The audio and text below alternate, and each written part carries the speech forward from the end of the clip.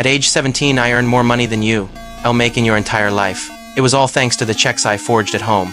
I just had to take out a soaked airplane model, peel off the airline logo, and stick it onto a blank check. A realistic-looking airline roll check was born in my hands. For me, cashing such ACIC was easier than breathing. People only see what they expect to see.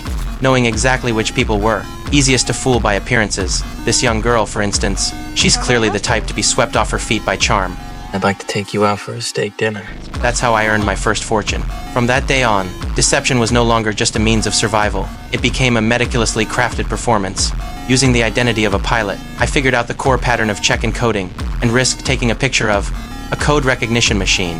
From then on, I completed a frantic accumulation of seed capital at a speed others couldn't imagine. But as large amounts of fake checks entered the market, I was eventually targeted by the FBI.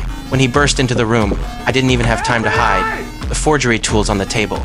But deception was already my innate instinct. I calmly told him the details of the crime.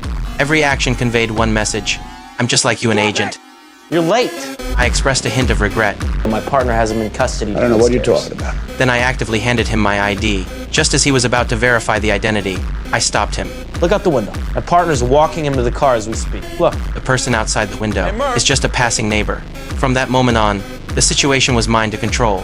I demanded to see his badge and expressed regret for him. Well, tough luck, Carl. 5 minutes earlier, you would have landed yourself a pretty good collar. Then, under the pretense of assisting with the investigation, I brazenly packed up the criminal tools. Wait. Damn it, I was being watched. Your wallet.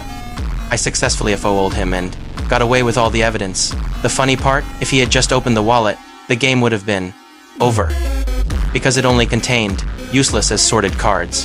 However, he was a moment too late. Goodbye, amazing FBI inspector. Oh, God! And that is exactly how